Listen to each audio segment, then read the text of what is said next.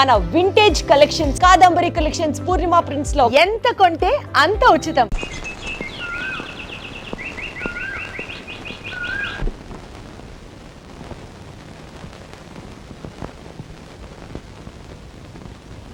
అన్నయ్య,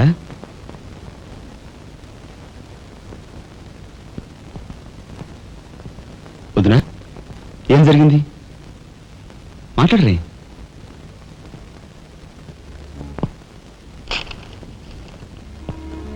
అన్నయ్య, ట్రైన్ ఛార్జీల వరకు డబ్బు నాకు అందింది కనుక ఢిల్లీ బయలుదేరి వెళ్తున్నాను. ఇన్నాళ్ళ నుంచి మన కుటుంబ బరువు బాధ్యతలను ఒక్కడవే మోస్తున్నావు. నేను ఐఏఎస్ పాస్ అయి నీ బరువులో పాలు పంచుకోవాలనుకున్నాను. ఇంకా 5 రోజులు గడువు ఉంది. ఈ 5 రోజుల్లో మీరు నాకు ఆ అవకాశం ఇవ్వలేకపోతే మన కుటుంబ బరువు బాధ్యతల్లో పాలు పంచుకోకపోగా నేను మీకు అదనపు బరువునవుతాను. అది నాకు ఇష్టం లేదు. ఆ పరిస్థితే ఎదురైతే నా బరువుని ఈ లోకం నుంచి శాశ్వతంగా ఎలాగైనా సరే పెద్ద మనసు చేసుకుని ఆపదను మీరే గట్టెక్కించాలి. మీ మేలు జన్మలో మర్చిపోలేదు. అది సరేనయ్యా. మీది తమ్ముడు కరెక్ట్ చదువు పూర్తి అవ్వాలంటే నీకు 25,000 కావాలి. కానీ ఏం చూసి ఇమ్మంటావు? ఉన్న ఇల్లు కాస్త తనక పెట్టావు. ఇప్పుడేం తనక పెడతావు? కాబోయే మీ తమ్ముడు కలెక్టర్గిరి తనక పెడతావా?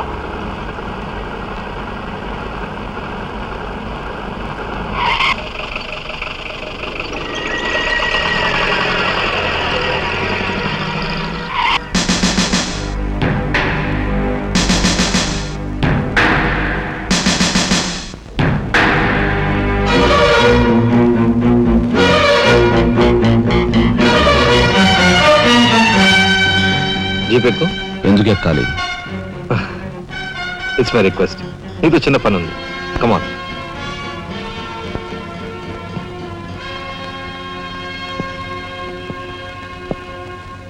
మీరు ఆడుకునే ఈ స్థలానికి నన్ను ఎందుకు రమ్మన్నట్టు?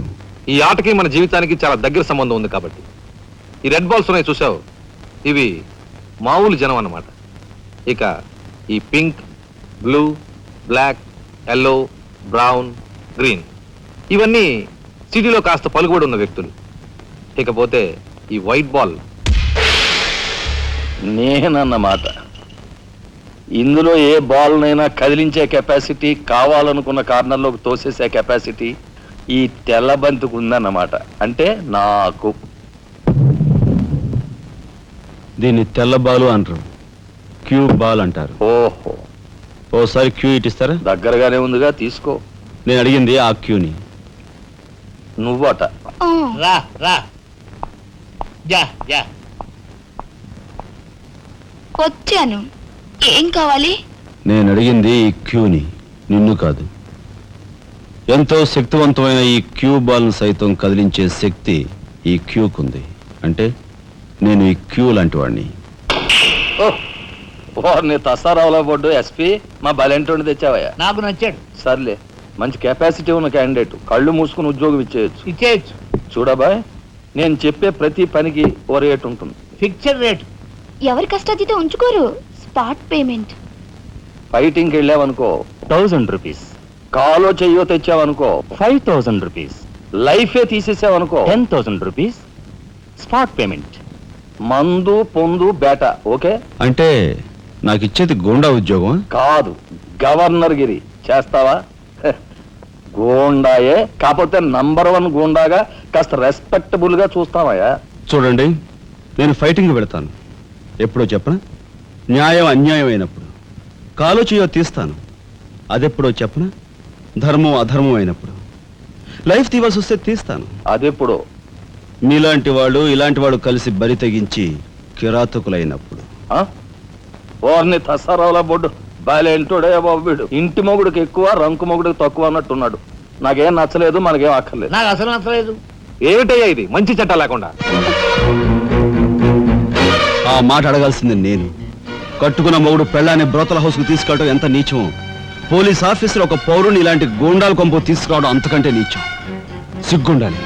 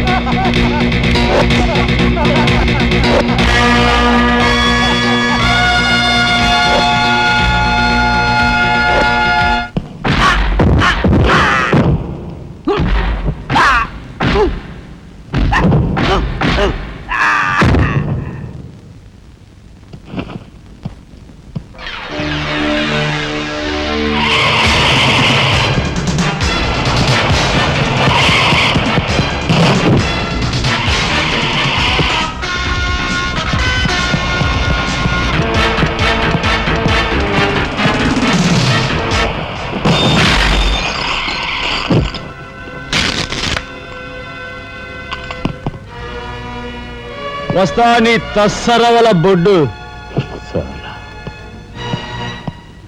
అన్నయ్య ఇక లాభం లేదు. పండేసేనా? చెయ్యి తెగిందని కత్తి పారేసుకుంటామా కనకాంబరం? వాడి కెపాసిటీ ఏమిటో కళ్ళారా చూశాం గనక వాడిని బ్రతిమాలో బామాలో బెల్లించో నెమ్మదిగా మన అండర్లోకి తెచ్చుకోవాలి, అంతేగాని ఖర్చు పెట్టేయకూడదు. నిజమే, అలాంటి కెపాసిటీ ఉన్నవాడిని ముసలి వాళ్ళైతే పెంచుకోవాలి, పడుచు వాళ్ళైతే ఉంచుకోవాలి. ఓసిని తస్సరవల లడ్డు మరి పెద్ద పెద్ద డైలాగులు చెప్పేస్తున్నావు. ఇంతకీ నీ కెపాసిటీ యాస్ట్రోకి ఎక్కువ, డస్ట్బిన్కి తక్కువ.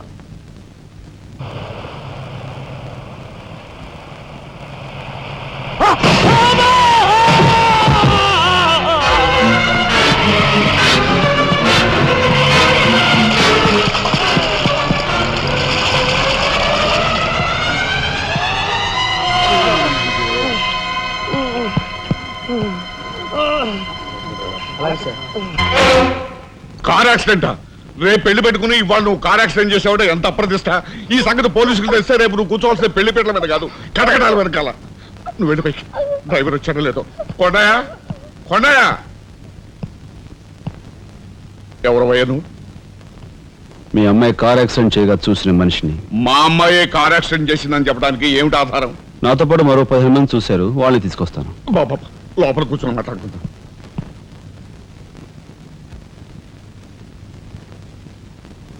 బాబు, రేపే మా అమ్మాయి పెళ్లి. ఈ సంగతి నలుగురికి తెలిస్తే దాని పెళ్లి అయిపోయి మా ఇంటి పరువు పోవడమే కాకుండా బంగారం లాంటి దాని భవిష్యత్తు నాశనం అయిపోతుంది. అందుకని అందుకని ఈ కేసు నెత్తి మీద వేసుకునే మనిషి ఎవరైనా దొరుకుతాడేమోనని. దొరికితే చెయ్యన్నారు వాడిని ఎత్తినేసి వాడికి అన్యాయం చేద్దామనా? అన్యాయం చేయను బాబు, వాళ్ళు ఎంత అడిగినా ఇస్తాను. అంతేకాకుండా దెబ్బ తగిలే హాస్పిటల్లో ఉన్న పేషెంట్కి అయ్యే ఖర్చంతా నేను భరిస్తాను. నిర్లక్ష్యంగా కారు నడిపి ఓ మనిషి అవిటివాడైపోవటానికి కారకుడయ్యాడు కనుక కోణిదెల రాజారాం అనే ఈ ముద్దాయికి ఐపీసీ సెక్షన్ 348 క్రింద 6 నెలలు కఠిన కారాగార శిక్ష విధించడమైనది. సూపరింటెండెంట్ గారు పిలుస్తున్నారు.